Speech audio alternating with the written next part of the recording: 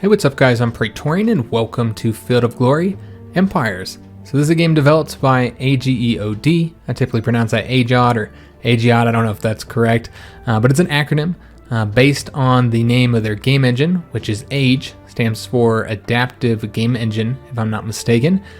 We've played one of their games on the channel, and that was Wars of Succession a little while back. So this game's being advertised as a sort of equivalent for those of you who are unhappy with Paradox's latest Rome game, Imperator Rome. So if you were like me and you're disappointed with the game, you're looking for other games to play, like I've been playing Total War Rome 2 lately, just because I really want to play something in the period that's actually good, and God, Imperator is such a disappointment. So when I saw an advertisement for this, I had to contact the developers and see if I could get early access to it, because it looked pretty cool.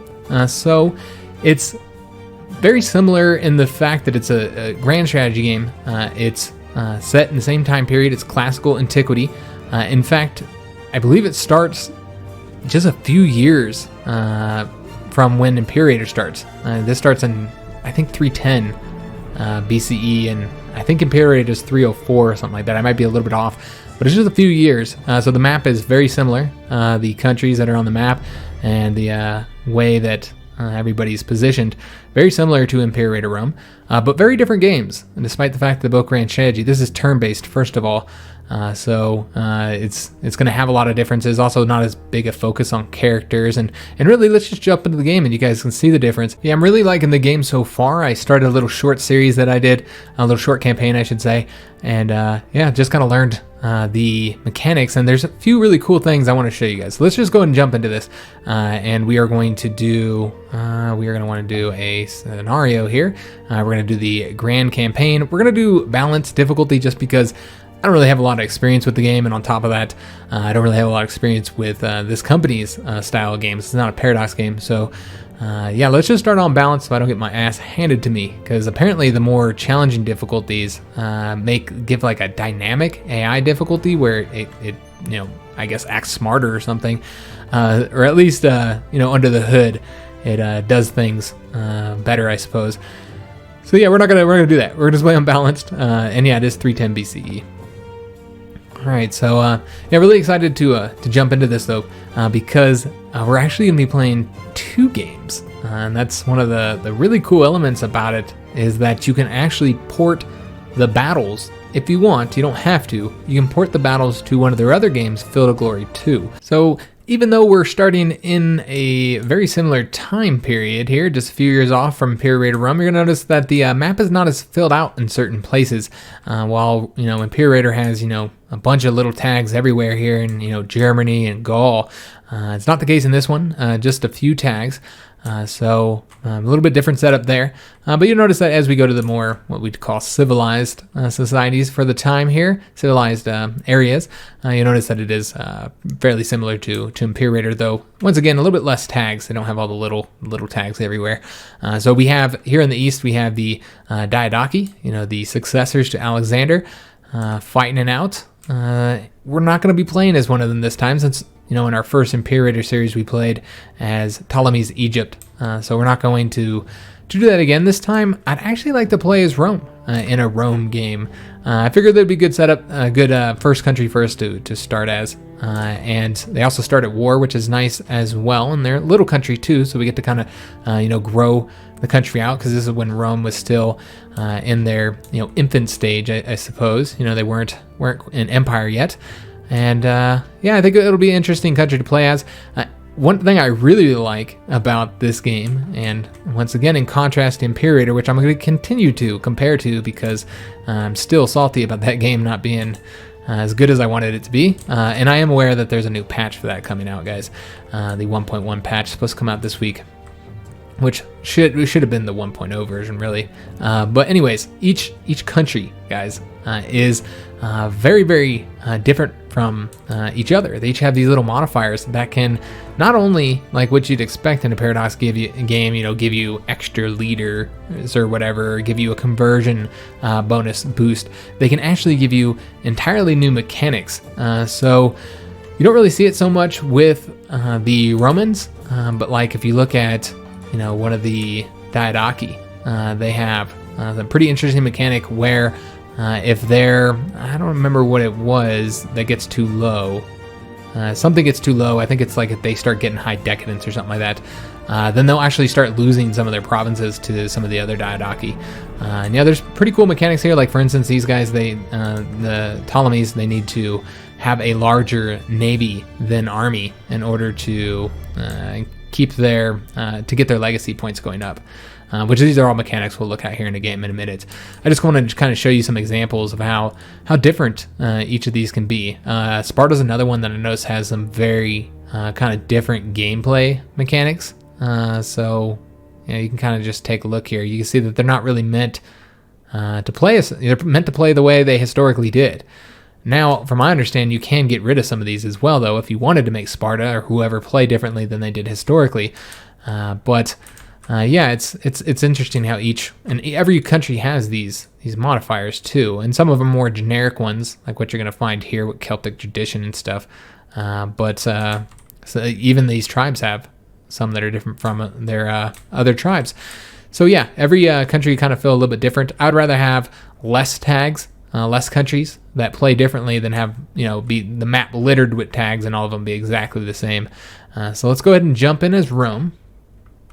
And yeah, you get this nice context here, explains how the gameplay is. We are starting at war, and all that will explain it. We're starting at war with these guys up here in the north, this little green country here, and we're going to be invading them here momentarily. First, though, let's go ahead and do a little bit of management in our empire for our very first turn. Once again, I am not an expert in this game. I played like 15 turns, and I was mostly doing that to figure out how the battles work with the porting them to the other game. I read the game manuals to both this and the other game that we're going to be playing, so I'm familiar with the mechanics and stuff, but not an expert, so keep that in mind. So I'm going to try not to spend the entire time explaining how things work. I would like to get gameplay in the video, but also at the same time, I know that there's going to be a lot of people who are completely unfamiliar with this game. It's not even out yet. It won't be out for a while. So I expect the majority of people watching it are not going to be too familiar with the way the game works. So I do want to explain stuff so everybody's not lost. So looking at this is one of our regions. Rome starts out with 3 regions. These are the buildings that are currently in the region. They're basically broken down by category. So this is your cultural buildings. This also includes like scientific buildings and a few other things as well. And you'll notice that this is ticking up our culture here. We're getting plus 22.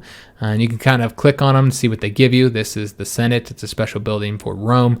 And it does give us 11 culture with a 10% culture bonus. It's a national wonder as well, which gives us a few other things that we'll talk about here in a minute. This right here is the kind of economic tab. So this gives us money, essentially. But they can also give you a lot of other stuff as well. Economic buildings are, they're actually a lot of diversity to them. So paved roads fit into economics buildings, and they give you infrastructure. We'll talk about that in a minute. Forges, mostly money, but we're also going to get metal from it. We get bonuses from metal, or we get a bonus of 4 metal from having these other resources. We have lead, so we're getting 4, but if we have these other 2 to get more bonuses. However, we're missing copper, so that's costing money because we have to trade for that. And we'll be talking about the trade system in a minute. Potter's Workshop gives us a bit of money and produces pottery, a trade good. And then we have the military buildings, but these are not just military buildings. These are also the infrastructure buildings. You just kind of look through here. This is giving us culture. This is a special one for Rome. It's giving us equipment. We have our walls, which I think are self-explanatory. We have barracks, giving us manpower as well as extra experience. And then we have the campus Martius, which is giving us 10 equipment as well. And this lets us build the special legion unit, which is for the Romans. And it's also considered a world wonder. And then up here at the top, these are the food and health buildings. The blue are the health buildings. The green are the food buildings. So this, if it gets stone, it needs to import it in order to work properly. And it gives you the clean water with the health bonus of 12% and food bonus of plus 5%. So health helps you grow your population faster. It basically reduces the amount of food that you need, basically food built up so that you can get the growth quicker. These are our pops. They're broken into two separate kind of categories, slaves and citizens. They'll also have an ethnicity, so all these guys are italic. And there we go, we have a Hellenic, so we have a Greek there. And we can move these guys around and they work kind of like tiles. They're working tiles in a Civ game. So we can move them around, and as we do, so if we were to click on this, you can kind of see the differences. So if we moved them here, we're going to get more food. Here, this ranking here is infrastructure, guys. That's the plus 20 infrastructure. That's essentially hammers for you Civ fans.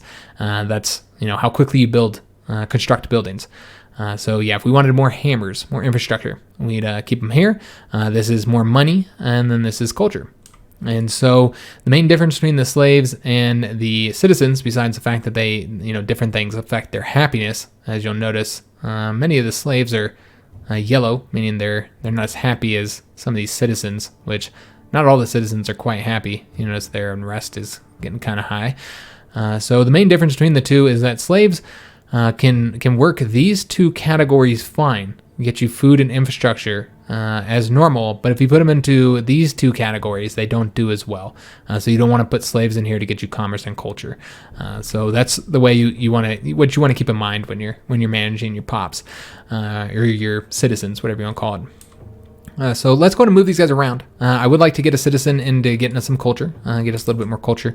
And as I said, we have a few mechanics we need to look at, and you'll see why that's kind of important. We're doing okay in money. Money income's not too bad, so we'll probably just keep that guy where he's at. Let's take a look at what we want to build next so we can see if that infrastructure is going to be enough. So this is how we construct a building. These are random. So these are not the only buildings available. These are just the ones that are available for us at this moment. If we didn't like any of these buildings, then we can hit shuffle the structure proposals, and then we'd get new types of buildings that we could get. There's still all one for every category, I believe. It would just change the type of building that we can get, and each one has like different benefits and different bonuses that they give depending on the resources it has access to. So if maybe the farm is not best for you and you want to switch to something else. So this will take, I think, 2 turns is what this is saying. The little number here tells you how long it takes to do. So it would take 2 turns to do that. But if you really didn't want to build any of those, then maybe it'd be useful for you. That's what we're going to do, though. We're going to build something that we have available here. So let me just see what we want to get. We're just going to take a look at all the possibilities here. Maybe woodcutting. I don't know if we have lumber. You know what? We don't have any farms or anything. So I think the best thing for us to get here as Rome would be to get a farm. So you can see it's going to take 5 turns. If we wanted to speed that up a little bit, we could move one of these guys down here, and it'd probably affect growth some. As you can see now, growth is in 25 turns, but we'll get the farm quicker, which farms, of course, would make growth go quicker. So I think it's actually worth it to probably get this going a little bit quicker. Yeah, let's do this, and we'll get growth later. That's not going to have any effect, so let's just put them over to here. We want to make sure we're not starving, though. That's also something to consider. Your army does, eat the food that is in the region, which, by the way, these are each called regions. I called them a province. But, of course, because of the Rome game, a province is going to be the whole, which this is right here. This is the province. You can see all the green there. And that comes into play later. That's pretty important once you get control of the province. And we'll talk about that whenever we get to that point. So this region's done.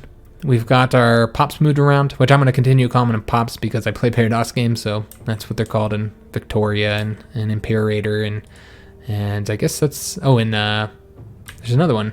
Stellaris. Stellaris has pops too. So let's go ahead and build something over here, and you do want to use your infrastructure when you don't have control of the region, of the province. As long as you don't have control of the province, then if you're not using it, then it goes to waste. If you do have control of the province, then you can actually have all your infrastructure, it's kind of shared. So you could use infrastructure to just build in Rome if you wanted to, and not build in your other regions. But since we do not control the province, we don't get that benefit. So therefore, we do want to make sure we use all of our infrastructure. So let's go and get something building here. Let's take a look at what we want to get, which I guess we should probably look at this. This would be the wisest thing to look at. I knew I wanted the farm here because Rome doesn't have one. But let's take a look at the trade details, guys. We'll start with Rome. So Rome's natural trade good is hemp. So that's what they're producing right now. They have a manufactured trade good, which is pottery, which of course we're getting from the Potter's Workshop. We are currently importing stone, and that's costing us 2 gold every turn. And then we're missing trade goods. So we're missing flax right now, we're missing copper. So yeah, we do need those, which means we're paying a lot of money for them right now. With this 2 gold, that tells us that we're importing from our own region, and we happen to be importing it from this province right here. So it's not as expensive because it's a domestic import. Because these ones are not domestic imports, this is far more expensive. As you guys will notice, this one here is costing us 18 gold. So quite a bit every turn. And then these are the missing bonus trade goods. Now you won't trade for these. These will give you bonuses if they're in the province, but you can't trade for them because trade is not in your hands, guys. It's completely outside of your hands. It's done by your merchants, which I think makes sense, honestly. The merchants do it based on what your people need, supply and demand. So if these goods are demanded, merchants are going to bring them here, and how much it's going to cost matters based on where they got it from. So all things you need to consider when you're building things. So that's why we're looking at this now. You can see that we need copper, flax, and for bonuses we need tin, coal, and weapons. Let's take a look at the next one of our provinces, Tiberius. They are producing figs, that's our natural trade good, and manufacturing stone. For a bonus trade good would be dates. That'd give us a nice bonus if they had that. And then our final province over here is producing sulfur. Horses is the manufactured trade good, and they're importing stone, hemp, and olive oil. And only one of those is coming from us. And then they're missing flax, so they need flax. So we also have the missing bonus trade, which, by the way, the difference here is between importing trade goods and missing trade goods. Is importing means that you are importing from another place. This here means that there's nowhere to import it from. So you have to pay the cost, a higher cost, because they still do need it. So yeah, you definitely want to have it available. You can increase your trade range and stuff, so you have more options for trading. Your merchants do. So now that we know what we need, there's a lot of things we need. So now that we can kind of look at that, we can have a better idea of what we want to build. Oops. Let's go ahead and see if we can. Well, we have the oops. I did not mean to do that. Well, salt house wouldn't be a bad thing to get. We have the hemp field, so that would be an option. But yeah, we're already importing that, so we don't want to get that because I think we're already producing that somewhere. We can get the charcoal pile, which would get us coal, and that would be actually useful in Rome.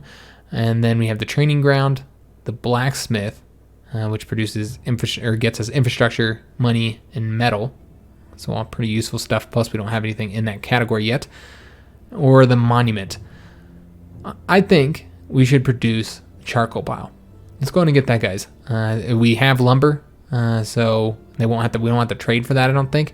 And then the coal would be a good bonus for Rome, the capital.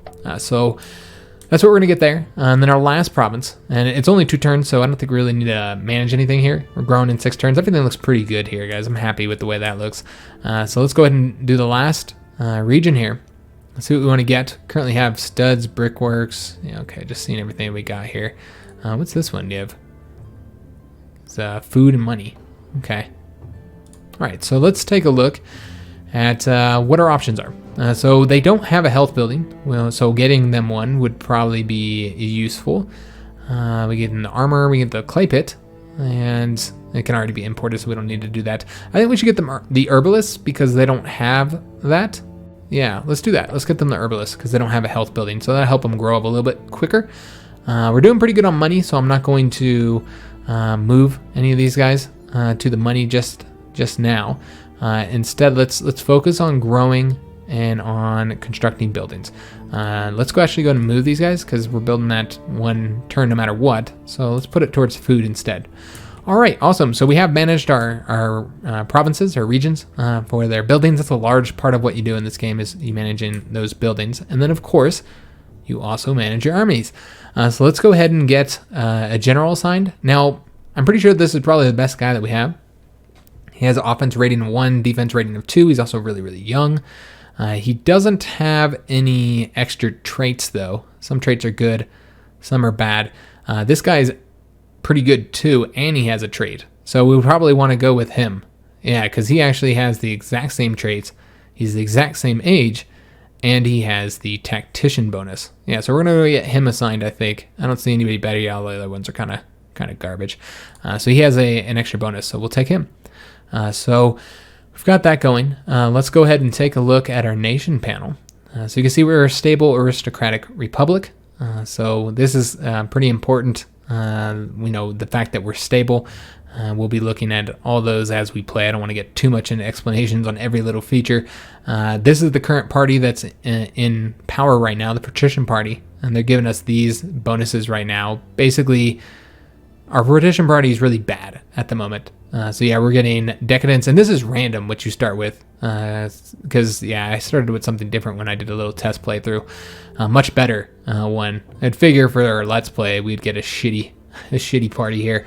And it's not just that the Patrician Party gives these, the Patrician, they can give other things as well. We just happen to have a shitty one. And they're bad administrators, giving us increased decadence and a taxation penalty, and they're hated, meaning we're getting less manpower and less loyalty. So really shitty modifiers there. You can see our other modifiers affecting us. The fact that Republic gives us more money, more experience for units, and the aristocratic elite gives us an increased leader force pool bonus, and then we also get more decadence. These are some of our faction modifiers here. Let's kind of let you see them. I won't read them all. And then these are the ones that we're getting from these guys up here. So these are decisions we can take. We'll look at those in a minute. These are our objectives, the ones we're supposed to take. This gives us some points towards legacy. And then these are all the nation traits if you just want to see the modifiers for them, the actual bonuses that you're getting. So let's go and look at decisions real quick. So these are available for 12 turns. And you get to pick one of them. It's a choice. So this is the Corn Law and Health Regulations. So these ones do cost money. Here you can see it's going to cost money when it's enacted. However, it does have a bonus, and it will attract the poor from neighboring regions. I don't know if you'd consider that a bonus, but it brings the poor into your capital. So this is going to make your capital even better. And they're going to get +5 loyalty for your capital region, and that's for 15 turns. And 1 extra citizen, but the law will cost some money for each citizen of your capital and all surrounding regions. And then this one's basically the same thing, but a little bit stronger. As you'll see, the loyalty bonus is bigger, but the elites are not happy. We could do the new health regulations, which is probably what we're going to do, a +5% health bonus for every health building. But I think that only is applied when you take it. So if a region doesn't have a health building at the time, then they don't get the bonus. And then we have the sanitation works. Extensive works are launched so that freshwater access is more reliable and widespread. The part we need to know here is that one health building has a 5% chance per population to receive a new one. In this case, we also get less infrastructure. All right, so we're going to have a little penalty for that. But we get a new health building, so it might be worth it. Let's just take a look before we enact one of those. What regions have health buildings? So this would only benefit this region right now because they're the only one with the health building. So we're not going to take that one yet. We're going to wait. We're going to wait to do that decision because I think I am going to do the new health regulations. Either that or the sanitation works. And both of those require us to have some health buildings. Land tax, when I've seen this, just kind of pisses everybody off, but you do get more money. And then we have gather mercenaries for local allies. All right, but this was different than the first time I played. So we will send emissaries to nearby local tribes. Perhaps they can be enticed to provide warriors for some gold. We don't have that kind of gold, so we're not going to do that. All right, so I think the decisions are random too. It seems like a lot of stuff is kind of randomized at the start. All right, so the next thing we need to go ahead and do, now that we've taken a look at that, guys, we decided we're not going to do any of those decisions just yet, is we're going to go ahead and build up our army just a little bit because, frankly, it's not enough. We need to get some more troops, I think. This is what we currently have. We have our 2 Legion units. We have these guys. These are heavy infantry that are not quite as good, but they are better in rougher terrain than the Legions. We have the Velites, I don't know how you pronounce that, but they're skirmishers. So we have about 4 of those, it seems. We have some cavalry, and then we have 2 light cavalry, so skirmisher cavalry, essentially. So in this game, they're skirmishers anyways. Light cavalry doesn't technically always have to be skirmishers. So that's what we currently have in the army. And frankly, it's not going to be enough.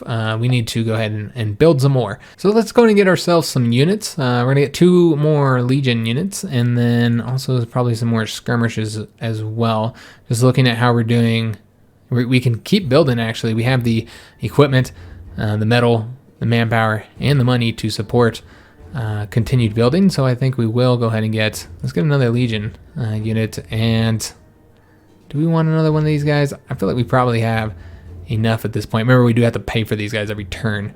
Oh, okay. That would take 3 turns. So, yeah, let's just go ahead and do these ones then. That's good for right now. That gives us 3 more units for this particular turn. So I want to say we're done. Yeah, we're done with the turn. Let's go ahead and end our turn. There's nothing else I think we needed to do. We messed with our pops. We've constructed our buildings. And I want to say one of them is in fact going to build this turn here. So here we can see our culture and decadence ranking here. And you'll notice that you can see the little adjective here in the beginning for what kind of government they have. You'll see some that say old monarchy. That's actually a bad thing. Most of them are stable. Glorious is a good one. I think that's the best one, actually. And that's based on your culture and your decadence, of course. So we're pretty low down, guys.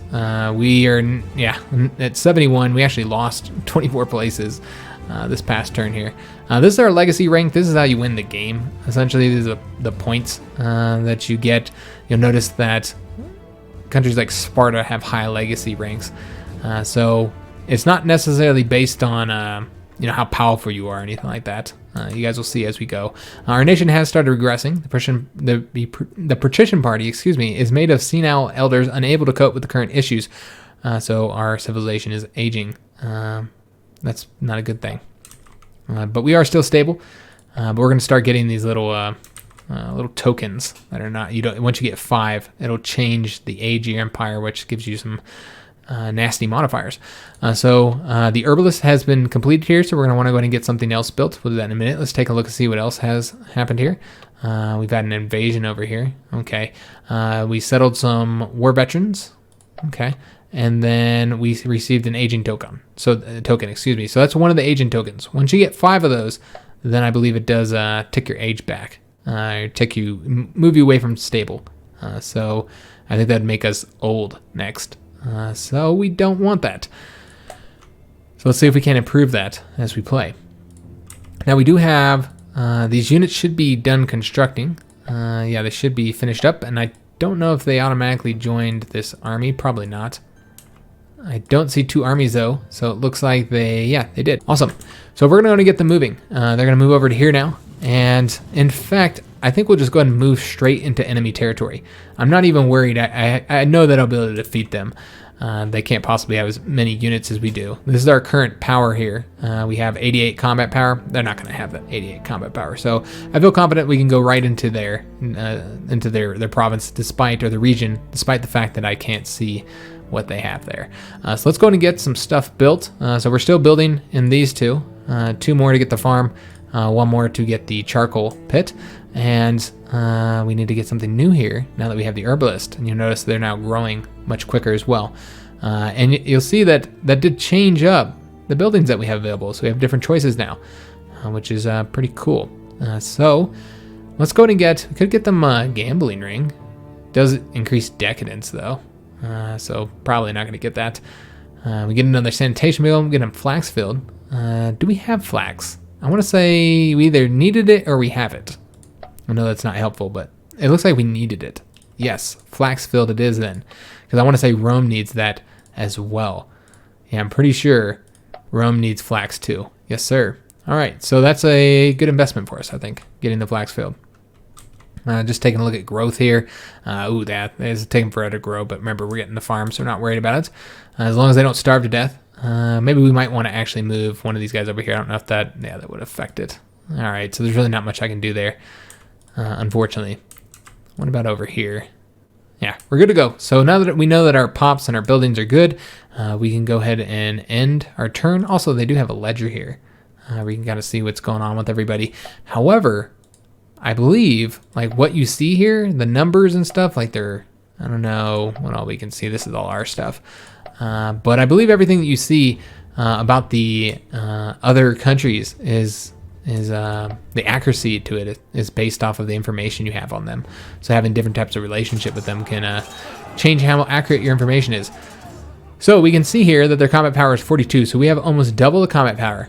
And now there's a couple different ways we could do this. Now, if we just clicked View Report, then it would just show us what happened in the battle, what units were destroyed and so on, how damaged they got or whatever. If we clicked View Battle, then it would kind of go into a little view where we could watch the battle play out in a way, and you can see how it gets that numbers. It doesn't change. It's already been determined once you either click View Battle or View Report. It's already been determined how that plays out, and you can always go back and watch the battle or look at the report, however you want to do it. But we're not going to do any of that. We're going to go ahead and export the battle to another game, Field of Glory 2. So this game does let you fight your battles out on the Field of Glory 2 map. So that's what we're going to do for this battle. I am going to have to stop the recording though, because it does need to, it closes this game and then turns the other game on. And with my recording software, the way I have to set up, I could set it up differently, but this is the way I like it. It records the game rather than the screen. So I would have to stop my recording and then start it up again for the next game, and then stop it and then start it up again for this game once we finish the battle. So it's kind of a pain in the butt, so therefore we're not going to do this for every battle, but we're going to do it for this first one. So let's go ahead and export the battle. And yes, I do want to overwrite my exported battle.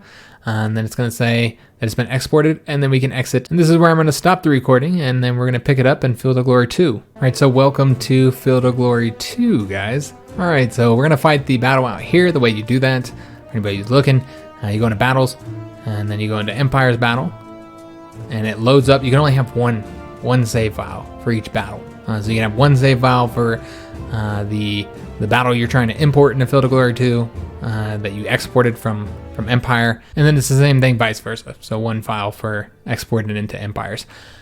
So let's go and get started, guys. So it does kind of remind a little bit of Total War in a way, where we have, I mean, it is turn-based though, unlike Total War. It's not real time, and it's got little hexes on the, or maybe not hexes, but little squares here on the ground where we put our units. But we do have a deployment phase, so very similar in that manner. And let's go and take a look at the terrain. Our enemies are going to be over here, and we're going to make sure we don't put troops over there because that is impassable to land troops. I learned that the hard way. I put a cavalry unit right over here, not even thinking about it, and yeah, they can't get across there. So don't do that. So let's go and get these guys deployed. We're going to put, let's see how we want to do this. How many of these guys do we have? All right, we're going to put that guy right there. And then, interestingly, you can right-click them over there, or you can just drag them, and that's what we're going to do. I'm going to drag all these guys over here. And I've done a couple battles here, so again, not, super experienced here, but I have a little bit of experience. All right, so let's go ahead and put these guys. I don't know why they set them up this way. I don't know if there's a reason that I'm not aware of why they have them like that. To me, it seems like it actually makes you quite vulnerable. It's not a good thing.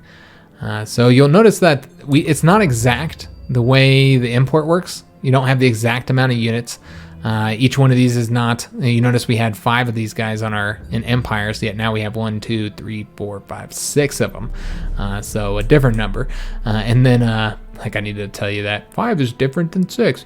So you'll notice our Legion numbers probably won't be the same as well. You need to pay attention too, because I'm trying to find an example here, and there are none. All right. Sometimes the Triari, they aren't legionnaires. They're actually these guys here. These guys seem like they can be either or, but I don't think we had any of those in this case. No, so we don't have to consider that this particular time. All right, so let's go ahead and I'm actually going to change up some of these guys. Move them over here. Move these guys over this way, and then we're going to move these guys onto our flanks. Like so. We actually need to we should probably move everybody over 1, in fact. So we have room for cavalry. In fact, we need to move them over 2. Make sure we have a bit of room for the cavalry over here. In fact, you know what? We'll just keep all the cavalry on that side because I don't want to move them that far over. All right. Let's move all these guys over. I like to drag them for whatever reason. Couldn't tell you why. And we'll be setting up our commands and stuff here in a minute. You guys will see that little general icon that's popping up. We'll do all that in a second, guys. Let's not be hasty. Just take our time. It'll be fine. All right, so we have a lot of these guys over here. And then we're going to want to place these guys to kind of react. In fact, I actually want, because I don't know how their composition is going to look. So we want to be able to react to it. And I also find it incredibly useful having some units in the back here. So we're going to do that. We're going to put a few units here in the back. Just move all these guys over like so, and then I think that's pretty good. Now we can go and set up our generals. So this is our main general here. He's in this unit. We can move him to a different unit if we so desired. We can see his command range here. It's pretty wide, so you can pretty much command the whole unit if need be. But we can also place some additional commanders if we want to, which is exactly what I'm going to do. All right, so let's go and place some secondary commanders. Let's place one here and add a general there. And then we're going to add a general over here as well. I don't know how many we have. I think it said 2. Yeah, we could give one to them over here, but you know what? It's fine. I'll keep them in the front there. So make sure that we have lots of range here. And is there anything else? Oh, yes, we need to go ahead and assign people to those commanders. So if we wanted to assign these guys over here on this side to that command, there we go. And this is important for moving as well as a few other things. So we're going to want to place everybody on this flank under this guy's command here. We even place these guys over there as well. All right, so that'll be his command. I believe everybody here is good except for, let me just see here. Yeah, everybody here is good. We just need to assign these guys now. And I find this to be the most useful for moving in the beginning. Because, yeah, in the beginning it can be kind of a pain moving all the units if you don't have them under the same commander. I'll show you that here in a second, guys. Oh. Is he too far away? Oh, this guy has his own commander. Okay, I thought that they might have put the commander there. All right, well, that changes things up. So what we're going to do is we're going to put all the cav units under him then. Yeah, that'll work. Or all the cav units on this side, I should say. Since range is important. And then this guy's going to go to here. And he'll go there as well. All right, so that's our commands. We have these guys here. Who's this guy under? Yeah, that's fine. So he's commanding these ones. He's commanding these guys. And he's commanding these guys. All right, awesome. So I believe we're ready. So they'll get the first turn. I guess the deployment counts as our turn. Because, yeah, they get the first turn. So they're going to start moving after us. You can see them here. This is the army. So they got some noble cavalry, some irregular foot, so it's pretty easy to beat. They do have war chariots, though. Yeah, a few war chariots here. Some light javelin horses. And then, okay, another one there. And then a bunch of war bands. So you notice a lot more units. You know, we had way more units than they did. But they have quite a bit more than you'd expect in this one. And that's because these units aren't very good. When you hover over them, down here you can kind of see the stats. So this is our AP, that's our ability to move and act and stuff, fight. This is our strength, how many dudes are still alive. The type, quality, these guys are superiors, so they're pretty good. They're armored, and then this is their capabilities. So as you can see, as we can click on them, different information here for each one, such as their ammunition. And then you'll notice these guys are not as good. Quality's pretty average from a lot of them. You look at these back ones and they're disheartened already. The fight hasn't even started yet. So yeah, they're not great. So what we want to go ahead and do when we move is we're going to move everybody with the whole command, see? So that's the benefit of having them all have a commander. is that you can move the whole unit, which is nice. Though I wonder if, yeah, these guys can all move. So it's gonna move the whole command. Though this guy kind of got messed up because of yeah, him being in that command, but that's fine. So let's go ahead and move these guys. And I believe they might have an additional move here that we can do. All right, awesome. And then we're gonna want, yeah, this guy's kind of messed up here. Kind of got a little bit messed up because of the command thing, but that's okay, guys. I'm not too worried about it. I might move these dudes individually, in fact, because I want them to stay on the line for right now. So we'll just keep them all there. I guess that works the way we did it. All right, so this guy got messed up. That's okay, though. And everybody else is good. I'll probably move this guy up, actually. So let's go ahead and end our turn. I don't think there's anything else that we need to do. No, let's go and end our turn. Let them come at me. I find that they typically get to attack you first with them getting to move first. It's about 2 total turns to get to you. They didn't move this time. Interesting. All right, a little bit different than how it's played out in my past ones. They're just going to stay put. Let us attack them. Okay, I wasn't expecting that. All right, then. So we want to make sure that they can't attack our dudes. They'll have 3 moves. 1, 2, 3. So yeah, I don't think that they'll be able to attack us with anybody but their faster units. So we can go ahead and move the whole command, guys. That's absolutely fine. Move all these guys. And hopefully you shouldn't have any issues. We're going to have to do something with this guy, though, aren't we? Yeah. All right, let's go ahead and move him up here. And he had to turn, so that cost him a point, unfortunately. All right, and then move these guys individually. And then we'll move this whole command up. All right, awesome. So that's good. Let's go ahead and end our turn again. So this is taking a while to get into battle, a lot longer than I'm used to because they've refused to fight us. But here we go. They actually attacked our light infantry unit here, while with this one they just threw some javelins at them. All right, so let's go ahead and use our javelins now. Yeah, we want to use them. So let's go. We can turn and shoot. That does take more AP, but they do more casualties. So we're gonna go and hit him with both of these guys. And we're gonna bring this guy in. Hit them as well. All right, so yeah, you can see we killed about 20 of them. Let's go and move these guys forward, though I don't want them attacking me. So we might just move them 1. That would be all of our AP. So we'll actually have to move them 2. Yeah, unfortunately. All right, and we're just gonna move them individually. Yeah, if we want to be able to attack, though, we have to get this close. Oh, I could have attacked that guy. All right, well, too late now.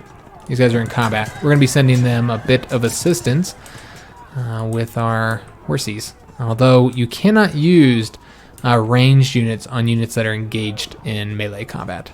So that's something to consider. But we will be able to hit them with this guy, and that's exactly what we'll be doing. So I'm going to move these guys in now. No more pussyfooting around. Could hit him with this dude, but we don't have the AP.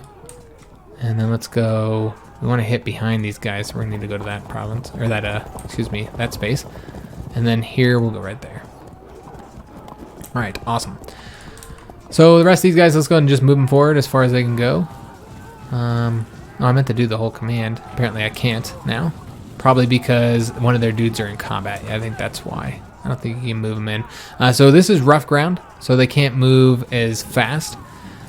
And we're kind of in a position where... Let's move this guy over here. We can move some of them up, but not all of them. So if we did that, then it would expose the flanks of some of our units. So probably not for the best. But that'll allow this guy to catch up because he was 1 behind. All right, so it's kind of a pain in the ass moving all these guys individually, but it's fine. All right, let's get them moving as well. And I think that's it. I think that's everybody. We can kind of tab through, and yeah, nobody's left. I'm just going to confirm. This battle's playing out a lot differently than I'm used to. The battle's playing out. All right, so they did march forward here, but they didn't attack the light units. And yeah, they're moving all their troops forward now. Okay, awesome. They did charge. Those guys, they fled. Our light cavalry. Okay. And still have the melee going over here with our light infantry. All right, so let's go ahead and use our javelins. to do a bit of damage to their infantry before our infantry make contact. So one of the nice things about these light infantry is they will flee, as you saw the cavalry do, or they attempt to anyway, and they'll try and run away. It's often difficult for heavy infantry to catch them. So it does kind of allow us to just throw our javelins and then get back. Nice thing about the light infantry also is that they can go through your own units, so they can flee through them if they need to. So that's another nice benefit. Let's go ahead and just keep on focusing on this guy, just because moving would. Although I do kind of want to move this guy. Yeah, he gets a free turn, but he can't move. Yeah, damn, I didn't think about that. So really, we're just kind of stuck. We had to fight this guy. Never mind then. Yeah, we have to fight him until we get rid of him. We could charge this guy. Let's see what our chances are here at winning.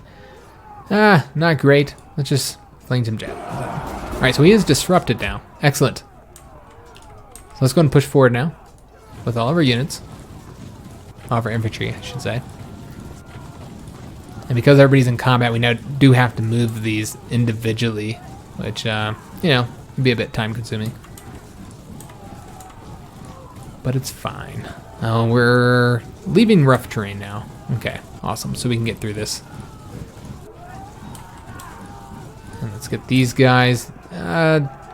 I'm a little worried if I push too far forward. Yeah, let's not do it. Every time I do this, I push my dudes forward. I always regret it afterwards. So we're not going to do that. These are light cavalry who did flee. Let's go and move the rest of these guys first.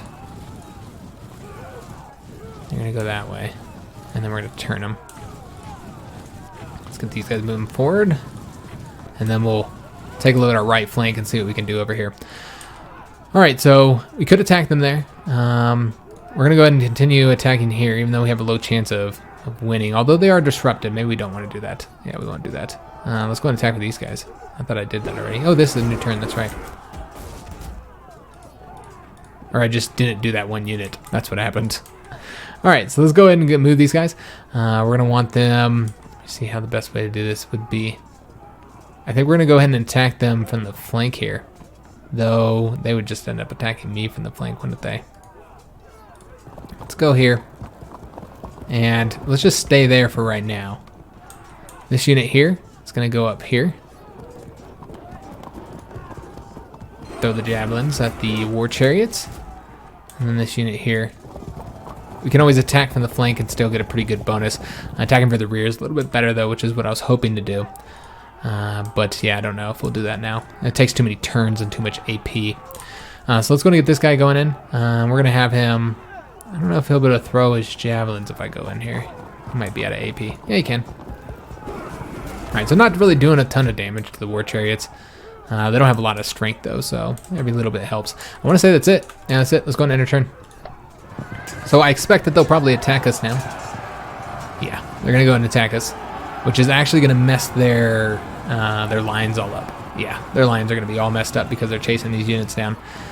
So another little advantage of putting your light infantry in there, if they effectively evade, of course. Obviously, if they get attacked, then it doesn't go well for them. So if they're able to evade, then yeah, it messes the AI's lines all up. All right, you can see that they're retreating now. They don't want none of it. All right, now we're on the right flank now, and then these guys did break as expected. Yeah, we knew that they weren't going to hold out there. Not surprising. Not surprising at all. So let's go ahead and see if I probably won't be able to attack him here. No, we can't attack him, unfortunately. All right, well, that's a shame, but not surprising. And these guys are breaking. I'd love to be able to chase these guys down, but I don't think that's going to work. I'm not going to run them down. And they're light javelins anyway, so I'm not too worried about them hitting us in the back. All right, so we're going to want to go ahead and fling some more javelins at these guys. Same thing here. And try and avoid attacking them with the light cav if we can. And then I don't want to throw it that way because that leaves our flank exposed. So instead, let's turn and shoot at that guy. Although he could technically attack us in the flank, I suppose, as well. So we should probably lock down the units that are coming over this way. Although I don't really want to fight that warrior if I can avoid it. Let's just see here. I kind of want to engage. I wonder if we'd be able to... We could fight that guy. Would we win, though? 48% chance of winning. Very unlikely we'd lose. So let's attack. Alright, so they did evade. Okay, and that forced them to evade as well. And now we are behind the enemy units. Awesome. So we can maybe get a rear charge once we are engaging the enemy here. So these guys can't do anything just yet. Let's go to move this guy over here as well. Then we're going to take these guys and have them hopefully fling at them. I don't know. Yeah, looks like we can. Didn't really do much damage there. Alright, but that's fine. Let's go ahead and have our troops push forward now. I'm ready to fight. We're going to... Let's push forward with these guys first. Attack them there. Because I'm going to try and... Well, that's probably not going to work because he'll probably flank us. Yeah, more than likely he's going to flank us. Let's just go here and then they'll probably attack there. That's fine. And then let's go here. Let's attack these dudes. Oh, I should have hit him with the light infantry first, but that's okay. Because, yeah, we won't be able to hit them now that they're in battle. That's fine, though. Let's go ahead and turn and shoot these guys. We're going to bring these guys forward. Now, you can attack from the diagonal version here if we wanted to. If we wanted to help them out there. And I'm tempted to, but that does turn us. But, yeah, they won't be able to attack our flanks. That's fine. Let's go and attack them. Try and get them defeated. So that we're actually fighting. Push these guys forward. So these guys would be attacked from the flank. Let's go and hit them up. Charge them. And maybe it wasn't a flank. I don't know if that was counted or not. Alright, so now we have to choose if we want to go ahead and try and fling these so we keep the line, keep them on line, or run. In which case, we probably won't get to use them anymore, more than likely. We'd have to wrap all the way around here since we have the river on this side. So we won't get to use them much more. I think I'm willing to actually risk these guys getting flanked because they're a legion, so they'll be able to handle it just fine. Should be able to kill more troops. So let's go ahead and do that. Let's go ahead and fling with all of these dudes. And yeah, they can't move after they've fired, so... And there we go, just to do a bit more damage before our troops actually attack. Alright, we'll bring these guys forward and now try to help here if somebody does move there. We'll be able to attack them, try and help these guys out since their flank will be attacked. And do we have any units left to attack? Yes, we do have this guy left. He hasn't done anything yet. Alright, well let's go ahead and have him go with javelins. Anybody else left? Alright, we know about these ones who can't do anything at the moment. Alright, and they're the only ones. Alright, so let's go ahead. I should show you guys that there's tools on this side as well. We can see like the combat log here. If you wanted more detailed info about what the hell's going on here. We can also take a look at the casualties currently in the battle. You notice that, friendly casualties here. We've lost 47 for KIAs. Well, they've had 90. 288 wounded on their side, 153, but we have had one unit rout, which you'll notice here. We've had the one unit rout, so this is important for actually winning the battle on the percentage of units that have routed compared to the percentage of the enemy units that have routed. So we are done. Let's go and enter turn. And they did decide to attack those guys, but not from the flank, I don't think, because yeah, they're attacking straight ahead, I believe. So yeah, they are now attacking, engaging all of our units here. I saw a rear attack. Yeah, these guys might have got attacked on the rear. They were not able to flee, unfortunately, the light infantry there. Alright, and here comes the noble cav as well. Alright, yeah, they're retreating as well. Trying to get the hell out of there. Alright, so it looks like they didn't attack that unit there. Alright, well that's good, because that would have been a rear attack. Alright, so the lines are a little bit messy at the moment because of the light infantry still being in front, trying to get those little bit of kills that we can get. We do have to watch all the battles and all that kind of stuff as well. It's kind of a bummer because I would prefer that guy got out of there, but I don't think he's going to be able to now. Alright, so yeah, those are those routing units there. Let's go ahead and have these guys turn and shoot. And then we're going to engage them with our spears. So they are going to flee. We did a little bit of damage. That's okay. We got them away from, attacking the rear of our units. So that's what we wanted. So let's go ahead and have do we want to do a flank charge? Cohesion won't drop on contact because this is a light unit and this is not. Okay, so we might want to just because though. Yeah, let's go ahead and shoot at these guys. I would really like to attack these guys from the side here, but that's not an option. We're kind of locked down here. Actually, I don't believe we can do anything other than turn towards them, which would in fact probably be the best thing to do. Even though we could be attacked from behind here. This is the unit most likely to attack us. Let's go and throw some javelins at him. And then, let me see who else is here. So we got this guy here. Let's go and have... I almost want to go ahead and assist here. If we can. Alright, let's go ahead and just try and help him out. Do as much damage to that chariot. And that looks like that's a general as well. It's a sub-general. Alright, so that's another advantage. Let's go ahead and turn and shoot at these guys. And then these units here, I really wanted to use them to hit the back, but while we still have all these mobile units here, I don't think that's going to work. And in fact, I don't think there's much we can do besides turning. Yeah, there's really not a whole lot we can do at the moment. We can turn and it's just going to result in us getting hit in the back. Yeah, there's really not a whole lot we can do, unfortunately. So I prefer that we are facing these guys then, because this is where the attack's going to come, and we can't move.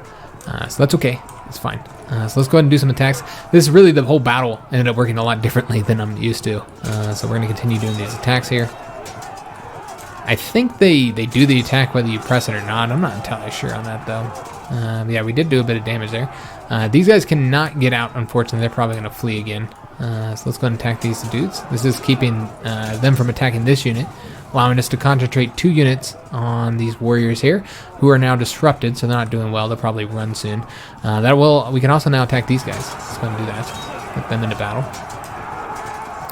And again, another point here where we're able to concentrate 2 units on one, and that did push them back. So now this unit is free to fight these guys. And then this unit here is going to... So they're breaking already. Alright, so they did break. Could hit these guys in the... Oh, this is the light units. Okay. Let's... Do we want to hit them? I think I'd prefer to run up behind these guys and attack them. Oh, they're already routed. And that's urban militia. Okay, this is what we'll do then. We'll turn and shoot at these guys. Because we're about to attack them. Can these guys get out of here? They cannot. Let's just shoot them then. Attack with these guys. And then here, where do we want to help out? And just take a look and see who's doing worse. Alright, so currently, looks like this guy could use the most assistance. However, I don't really want to turn that way, so yeah, we're going to attack these dudes. Maybe we'll get this battle done soon. Alright, so this unit can't... Oh, he can attack. Oh yeah, we can really gang up on this guy, can't we? There we go. Excellent. Alright, so they'll probably be defeated soon. This guy can't do anything, unfortunately. This guy can move here, though. And this is what I was talking about, why it's really useful having the units in the back, so you can fill in these little holes, these little gaps that come out. I find it super useful being able to do this. Can't attack him, though, unfortunately, not this turn. So yeah, I love being able to do that. That's helpful. I guess we'll just move these dudes here forward. Maybe there'll be a gap that we can go through a little bit later. And then we can fling the rest of our javelins at him. So yeah, trying to chase that guy down. Not really successful at this point. Let's go ahead and bring this dude over here to support. Because clearly having some difficulty on this flank here. Who else needs a move? This guy, he could actually run this way. I don't know if that would be advantageous at all to us. Probably not. Yeah, I don't see how it would be, but let's do it anyway. Let's get out of here. At least try and get away from all these units that are about to gang up on them. And plus, we're gonna win this flank easier, I think. I think that was it, right? Yeah, and then we got this guy here. Yep, that's it. Okay. Let's go ahead and confirm. This will be probably a fairly long video, guys, because it's these battles take a long time to do. So just controlling every single unit here. But yeah, you'll notice they did attack our light cavalry over here. See what they do here. I'm a little bit worried about them attacking on my cavalry here. Oh, he was able to evade. Well, look at that. They've got moves, guys. Alright, so yeah, they got out of there. I'm a little bit surprised with that. Alright, so we got the light cavalry coming up over here again. See if we can't chase them down. Alright, so we knew that those guys, the light infantry here, were going to rout. That was expected when they weren't able to flee through our units as most of these guys did. You see, they were able to flee through ours, but that guy didn't get away. And when that happened, it was pretty much done for them. They're done for. You also see from their banners how bad they're doing when it gets all tore up like that. Not doing too well. Now you see these guys are all tore up as well. They've been disrupted. So it looks like we might have pushed forward here or something. Alright, and then that unit has routed, which then again brings us into where we're losing because we've now had 2 units, light infantry units, rout. So let's go ahead and see if we can't turn it around. I think we should probably use this guy to attack these dudes. I don't like them being there. And if they attack them, that would actually be a good thing. Because that would lock them down for these dudes to finally be able to attack them, which they've not had any success with yet. Let's go and shoot them. We could attack them, but our flank is open. Probably better to turn around and attack with these dudes. Yeah, they fled. Okay, so that works, but now their flank is open. So let's go and turn towards them now. Never got to do the flank attack I wanted to do here, but at least we're actually facing them now, so that's good. We can go ahead and move these guys over here so we can hit them. Do a little bit of damage to them. And then this unit here will likely attack them. Alright, there we go. Awesome. So where did our cav unit go? I know he fled. Oh, wow. Alright, so he's way over here in a terrible position. Let's go ahead and move this way. Is there any way I can actually move? There's not. Alright, we're just kind of stuck here for right now. Alright, it is what it is. You notice you can also undo any move that you do if you don't like it, which I like having that ability to be able to do that.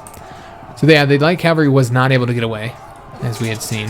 Let's go ahead and see if we can't get this light flank, or excuse me, left flank dealt with here, because yeah, we're almost there. We're almost there.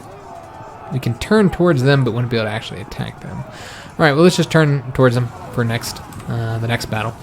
Excuse me, the next turn.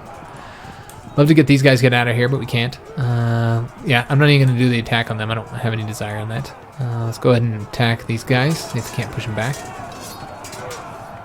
There they go. There we go. Awesome. And that'll allow us to see how we want to do this. Got a lot of units over here. Let's go ahead and have... see where these units can move. I don't think anybody's going to move over here, so let's move this guy here. And then we can throw some javelins at the urban militia. Alright, so these guys here are going to move up. Yeah, let's have them move up here. I could have moved that unit as well, I suppose. And... okay, so these guys can get over here now. There we go. Awesome. Alright, let's see what we can do with all these dudes. I think they should easily win that battle even without any assistance. Alright, so let's attack them. And not disrupted yet. In fact, it looks like our unit is actually disrupted. Okay. So I'm gonna attack them. Oh yeah, that was a lot of damage to him.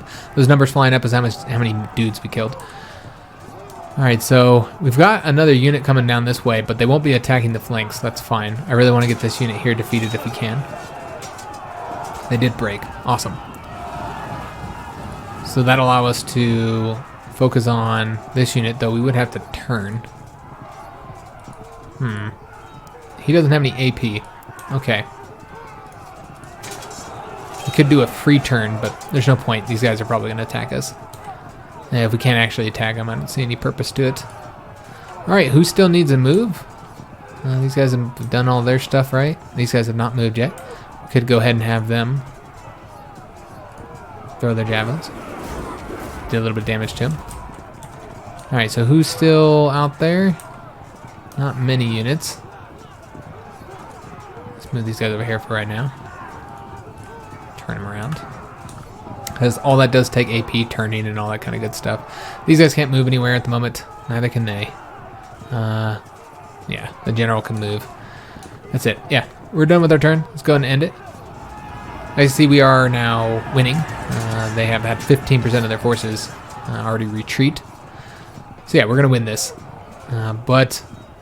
Oh, an enemy flanking force has arrived on the battlefield. What the hell is that? That must be some kind of event. Yeah, I've never seen that before. It would figure that when I record for the Let's Play, I'd have all this weird stuff happening. Just a completely different battle. The last two battles I did 2 other battles in this, and they're both really, really easy. It went very smoothly, actually. And one of them was the same exact battle, same exact units as well. It just went so much smoother than it is going now. Now we're still winning, but yeah, I didn't have any units retreat last one. That's how it goes whenever you're not recording. You're great at games. The moment you push that record button, and then everything goes to shit. So I don't know how that's gonna affect things. This is gonna take them a while to get over here, but yeah, that's a problem, guys. These guys did not move, which will allow me to attack them. But before we do, let's go ahead and shoot them. Though they do only have 1 turn left to shoot. Do we want to waste that on these dudes? Would these guys win without it? Yeah, they'd easily win. Let's just fight them. Oh yes, that's right, they're gonna flee. I'd prefer to use these guys to start throwing javelins at them, and they'll maybe distract them for a while. I was going to start moving them over there. We should have used the cav actually to do that. Too late now. We're already using these guys. So we hit this guy on the side, and it won't drop cohesion, but it would help these units out though. We can also attack these dudes, so let's go and do that. They're going to flee, of course, and this is just pushing our units further and further ahead. But that's okay. Then we got these guys here. Let's go ahead and just shoot them. Yeah, they are able to flee us, unfortunately. Oh yes, I was like, why can these guys not shoot at them? The reason why, of course, is because they're currently in melee battle. All right, so let's go some move here, and then turn and shoot at them.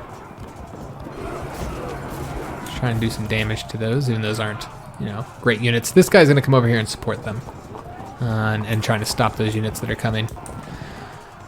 All right, so let's go ahead and get this flank done with. Attack with these guys. Yeah, and they broke. Awesome. All right, I'd love to be able to get this guy out of here. This is not, I don't want him there. Unfortunately, it's not really an option though. We could have this guy move back so that we could attack them, but it's fine. You never know, they might even run after we throw these at them. They held firm, unfortunately. All right, we'll just attack with this guy here. Trying to help the cav unit. There we go. Now he needs to get the hell out of there. Yeah, he is not doing well. They are fragmented. So is there anybody else over here on this side that can move or attack? No, they're not. All right, so let's go ahead and attack here. These guys need to get out of here. I think they can now. Yeah, they can. Awesome. So we could attack those guys if we wanted to. I'd prefer to come over here though, and I'd love to attack these guys from the back. I don't think it'd work out well though. Let's go over there, and then can we turn it all? We cannot. All right, we just have to hope they don't attack us. But if they do, we have units to come up behind them. So that's what we're gonna do here. We're gonna move these guys, move them up, move this guy here, and then he'll probably. Oh, yep, he doesn't have any ability to attack right now. Gonna attack these dudes. And yeah, they don't look like they're doing well, so they probably won't stay in the fight for very long. Let's go attack here. And yeah, we did push them back. Excellent. All right, so we could go ahead and push forward here to attack those dudes if we wanted to. Make sure they're not able to get onto this flank here. Yeah, let's go ahead and do that. All right, we have more units here that can move up. Let's go ahead and get them moving over to this side of things where we really need more units. And then we'll also have this guy here move there as well. I don't know if there's any other units that need to move. This guy will just have him turn over that way, I suppose. Not seeing anybody else over here that hasn't moved just yet. All right. These guys have attacked. They have not. Go and attack them. That might push them back. Yes, it did. Awesome. Gonna attack these guys now. Okay. So who has not moved yet? It looks like everybody has. All right, awesome. Still winning the fight. 25% of them have been knocked out, have routed. And I want to say once they get to 50, they almost always, I think they always give up. But sometimes they give up even before then. But yeah, a lot of units leaving, though one of them just rallied, interestingly enough. Okay. Still got all these very mobile units in the back here. Of course, we got these dudes coming over here as well. Two of them are just light infantry, but they do have the warriors coming. Oh, and more cavalry. Great. We got a lot of cavalry, man. Luckily, we've been able to effectively evade all their charges for the most part, with the exception of those 2 light infantry. That guy's kind of trapped in a pretty bad situation, as are our spear dudes, the Terrari, because they kept chasing those dudes up there. But we've won this flank, oh, it's still enemy turn. Okay. Yeah, we won that flank up there, this left side, so that'll allow us to start bringing units over there and try and get behind these dudes. Alright, so yeah, 34% of them have ran already. They're not going to be in the fight much longer, guys. Alright, so could attack these guys. They'll probably just flee, though, I would assume. Yeah, I assume they're just going to flee. This guy here is not doing well. I don't know if he can... Yeah, it doesn't look like he can do anything at the moment. Alright, let's go and have... So if these guys attack them, they'll probably run. Oh, maybe not. They did not. Let's go ahead and have... I prefer this guy get over here, and then we can turn him around next turn. Bring these guys too. They're going to come up over this way. Let's move this guy to help out over here. I don't know if I could have thrown at them. Probably not. Let's just go ahead and turn them. Yeah, I don't think I could have thrown at them. Alright. So we're going to go and move another unit up over here. And let's move him this way. If this guy can move up as well. Alright, so these guys are surrounded now at this point. Could charge them in the back, I suppose. Turn them and charge them into the back just to get this over with. You know what? I don't know if they'll be able to do it, though. Yeah, for whatever reason, they cannot attack. And not entirely sure why. They have the AP.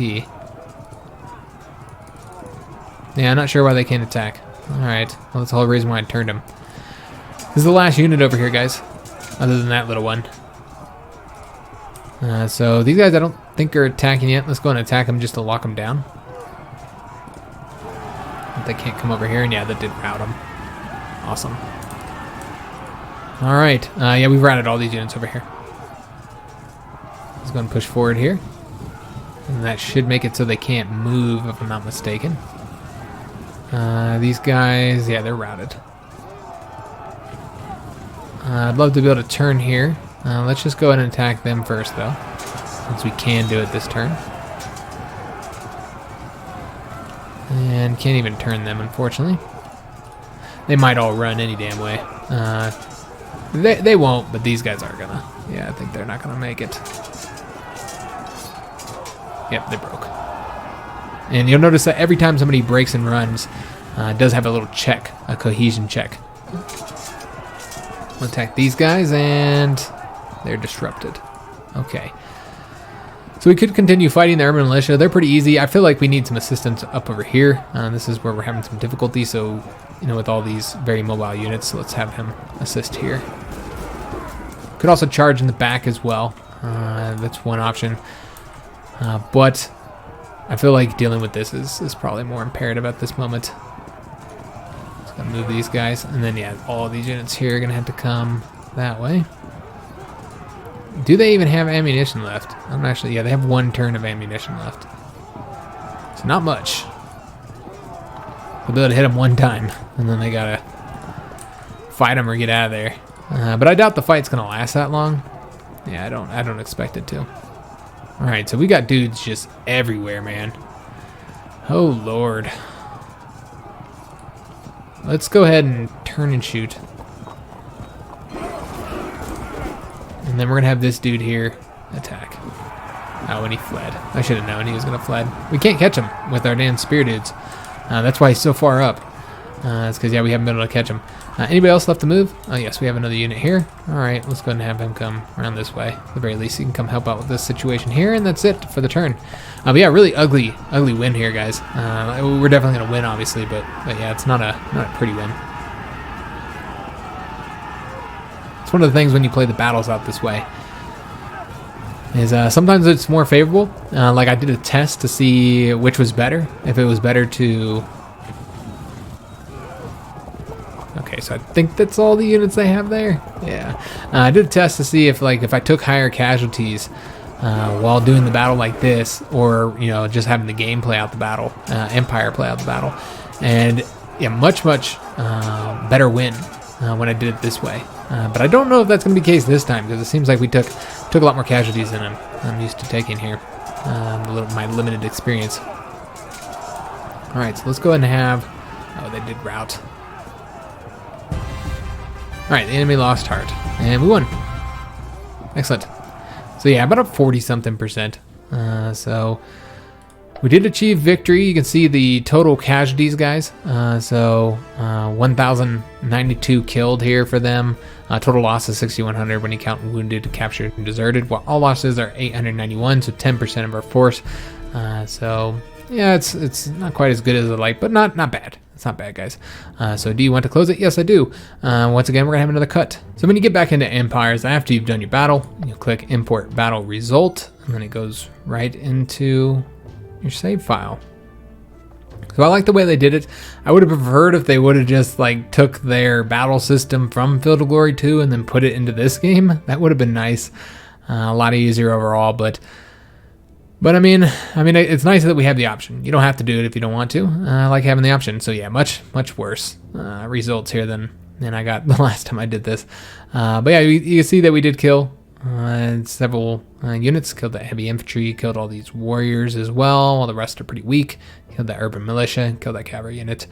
Well, we didn't lose any units. They did take a bit of damage though, but that can be easily healed up, and we don't have to build new units. So turn is almost over here. We're gonna be entering into turn 3. And you'll notice, because we did take that province, that region, that it's ticked us up by quite a bit. We went up by plus 13 now because of that. And these guys just declared war on us. Wow, this is what I'm talking about, guys. It's amazing. It's amazing how different it is when I'm recording and when I'm not. When I played this, and I played as Rome, and I only played up to, like I said, up to turn 10 or something, 12 maybe, it might have 12, 10 or 12. But I finished defeating these guys, and then right after I defeated them, then these guys declared war on me. So instead, these ones declared war, the Etruscans, and they did it before my war is even over, before I even got to heal my units up or anything. So it's going swimmingly. But we'll react to it, guys. I don't expect to have too much difficulty with them. I don't know how powerful they are. I assume they'll be a little bit more challenging though. So we did finish building the charcoal pile. That's what we built. We built the charcoal pile. All right, awesome. So now we have charcoal, and the battle's been fought. I know about that already. It's a great victory, and we did gain control of the region, and that did give us money that we looted from there, 158. Conquered that. And we received a progress token because of that. That's good. Now we had lost. We got one of the negative tokens, so very good. You need to get 5 tokens if we want to move to the next ranking. And the Patrician family is gaining support in the Senate.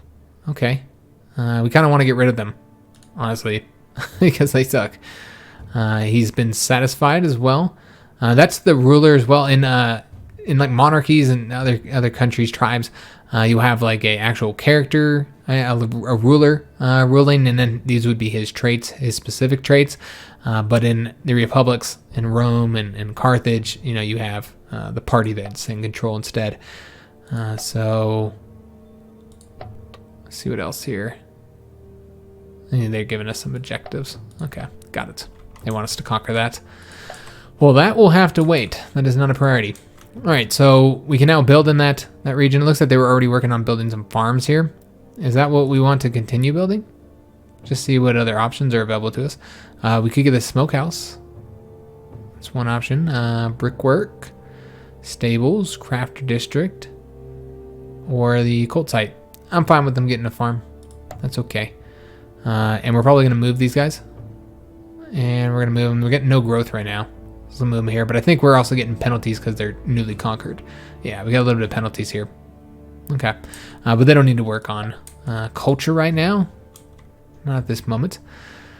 All right, so we do need to get something building here as well. Now that we have completed the charcoal pile. We get the salt mine, which I believe we need some salt. Yeah, I want to say we do. We also could get sanitation. That'd be helpful since they don't have a health building. Let me see what else is available here. I'm kind of thinking about the salt mine. Let me just take a look at if anybody needs salt. I want to say nobody does. I could be wrong though. Tin, weapons, flax, copper. Yeah, nobody currently need. Oh, yeah, we can get a bonus for it. All right.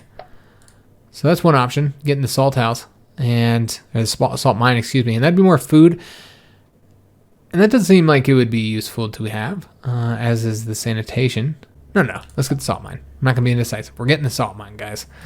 All right, let's take a look at how many more turns until we get the flax field. One more turn to get the farm in Rome, and I want to say that's all we're going to be doing this episode because we need to attack again. I would like to heal these dudes up. They don't really need to be able to attack them, so we'd probably just attack them next turn. However, we do have an enemy here now that we're going to have to conquer. We're going to have to fight these guys. So the Etruscans. And I think this is one of our objectives as well, so it's important that we get this region here. So our units are not healed up. We're going to have to attack them. I'm just worried that they're going to attack me. And, yeah. I'm worried they're going to attack me, and then I'm going to have to fight the battle out in the other game, which I don't want to do. Okay, you know what we'll do? We're going to go ahead and move here, because I don't feel like I don't want to just do 3 turns, guys. So let's go ahead and move these guys. Oops, my bad. Let's go and get them moving over there. Even if they're kind of weak, I feel confident they'll be able to win, and we're just going to auto-resolve it, of course. And I want to get the turn ended so we can get these nice buildings and stuff here. And then it'll be the next episode that we'll fight the Etruscans, who are probably going to come over here and attack our cities. So we do have a battle over here. Of course, they're pretty weak. Oh, they're a little bit stronger than I thought they were. They have 26 power, while we only have 52. They must have built some units. All right, so what we're going to do is I'm going to show you the other way you can look at this with the view battle. And we'll just kind of play through it here. So you can play it. In which case you have range phase here. It's a little bit different. It plays out a lot different. Sometimes, and I think we just want to do continuous play here. So sometimes it's better to do it this way. You'll get better results. And this is based on what they say in the game's own manual, Empire's manual. That sometimes you're going to get better results this way, while other times you'll get better results with the exporting. Just because everything's not, it did end in a draw. Because everything's not, when it's ported over there, everything's not ported exact. So I think they end up having another battle if they have a draw. Yeah, they do have another battle. And you can see that now we took kind of the brunt of that. So in this case, we probably will end up losing this. I probably should have waited. I didn't think they were going to get stronger. We should have built our reserves up a bit more.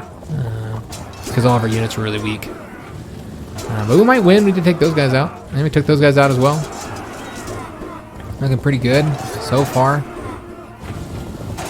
Pursuit phase because they're running, I think. And we won the battle. All right, awesome. But our army is incredibly weak at this point now. Yeah, very, very weak. So they do need a bit of time to rest up. But the point is, we did win. We did win the province as well. So yeah, I think it was worth the risk so that we could end the turn by winning one of our wars. And that actually ticked us down. We're negative 15 now, unfortunately. Not entirely sure why we got ticked down there. Salt mine was completed. Awesome. So we'll have to get something else constructing there. I guess we'll do that in a second because I think we need to build in all of our provinces. Yep, we just built a farm here, so now they can actually grow in Rome. So that's good. And let's take a look at the flax field. That's what we got there. Excellent. So we got the flax field. That's very good. All right, so the battles were fought. We already know about that. And 2 battles were fought there. And we get 110 money. and gain the province. Alright, so we did have a raid there. And patrician party is now losing support, so they're average strength. And we did get 1 aging token. Ah, that's unfortunate. Alright, so what we'll need to do in next episode is to go ahead and build, construct new buildings in all 3 of our provinces. We need to rest up our units. They are not doing well. Many of these are on the verge of being destroyed. Not so much light infantry. You'll notice pretty much all our heavy infantry are not doing great. So we could attack into their provinces, but we're not going to do that. Instead, we're probably going to go straight to Rome. Although, watch me go to Rome and then them go to Rome at the same time, and then I have to fight them all week. That would not be good. I'm not entirely sure if that's the best course of action in that case. No matter what, they could attack us from any province I go to. So that's something that we can't really avoid. But frankly, we do want to move. I would like to get them out of there. And we need to let them heal up a little bit. It'd probably be good to build a few more units as well. We do have the money, we have the manpower, and we have the metal. So there's no reason not to build more units. But yeah, we're going to get some more stuff built in all 3 of our provinces. So that's the main way of the main thing you do in the game. You manage your pops, and you construct buildings. And there's a lot of buildings to construct. You can see here, these are the amount of building slots you have. We have total 9 slots there. If you look at Rome, we have 15 slots. It's based on population. So we've filled in 8 of the slots, and you can get a lot of buildings, as you guys can kind of see. There's quite a few of them. And oh yes, we want to take a look at our decisions again. That's right, because do we have the health buildings in all of these areas? We don't have one there yet, or there. Maybe we want to construct one here, and if that's not too far away, maybe we'll take that decision and just take a look here. Yeah, that'll be the salt house. We'll probably just take that decision. And the way that works, let me just see here. Corn law and health. We want to do the new health regulations. And you'll see that's checked. We could always change it because it doesn't take effect until the next turn. So once the turn is in effect, then that will, once the turn flips over, we'll be able to see that we got that modifier in all the provinces that have the health building. So that'll be in these 2. And that'll help them grow faster. Which is a good thing. These are 2 main provinces anyway, so it's fine if they're the only ones that currently get it. You'll see that we also have these are objectives, so we can kind of click around and see which provinces they want us to take. This was one of them that we needed to grab. I want to say there's one right there as well, yeah. So yeah, that's going to be the end of the episode, just kind of showing you what else is available here. If you guys have any questions, I'll try and answer them based on what I know. Obviously, as you can tell, I'm not like extremely, I'm not an expert at the game. We haven't even looked at diplomacy yet. I think we'll probably, I was kind of seeing how things end up going, but yeah, we probably want to create somebody, an ally, a friend somewhere to do diplomacy. These are the diplomatic options available. War, alliance, cooperation. Cooperation is, kind of on your way to alliance. It's kind of like a lesser alliance where you don't actually support each other in wars, but it does improve your relations if you wanted to create an alliance. So you notice we have a 0% chance of getting an alliance with them, all 6% chance of getting cooperation. We wouldn't want to do that with them anyway. You offer client state status where they'll pay you money every turn, and then you protect them. You can, give them a gift, improve relations, or you can insult their emissaries to destroy relations. But yeah, we'd want to create an ally somewhere else. All of Italy needs to be ours, so we're not going to ally with anybody here. We're going to conquer them all. But yeah, that is going to be the end of this first episode, guys. I hope you guys enjoyed this new look at this game. It's pretty interesting. I like it. It's different. Just went horrible, guys. I can't believe how much different things went in this playthrough than it did in my last one, where it just went so much smoother and the battle went so much better. Didn't have these guys declare war, but you hit that record button and then everything's gonna go much worse than any test you ever did. But I guess that's fun though. That's interesting. It makes it more challenging for the videos, right? So hopefully our next battles go a little bit smoother than that last one. It was kind of hectic, kind of all over the place. We won, but it was very hectic. But it was a good showing of the game and also how the export and the battles work, because I think some people that are looking at the game may be curious about that. So if you enjoyed this episode, make sure you put a like on the video, subscribe to our channel, hit that notification bell, and leave a comment. I do read and reply to all comments. I love talking to you guys. And then if you're looking for other content to watch, go check out our front page. We do have a ton of series on the channel, including a lot of strategy. I play a lot of Paradox games.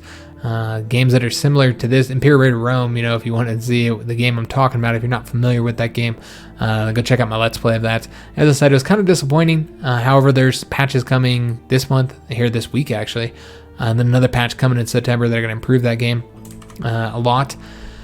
Kind of make it what it was supposed to be at launch. Doesn't excuse the shitty launch, but it's eventually going to be a good game. But if you want to see what game I'm talking about, I got a series for that. I'll probably link it on the back of this video, actually, on the end card. Then also I play a ton of other Paradox games as well as other strategy games. So if that's what you're looking for, you should be able to find something that you enjoy. Looking for other genres, everything on the front page is sorted by genre. So amongst our 2,000 something videos, you should be able to find something that you like to watch. If you're looking for any links, look in the description of any of our videos, our social media links, Twitter, Facebook, all that good stuff, are down in the description, as well as our PayPal and our Patreon if you're looking to support the channel. And then we have a link to our Discord channel. If you'd like to join our community that we have there, got a pretty good community. We'd like to see you join. And if there's any links that aren't in the description, just let me know in the comments. And yeah, that's going to be it for this one. Hope to see you on the next episode. And thanks for watching, guys.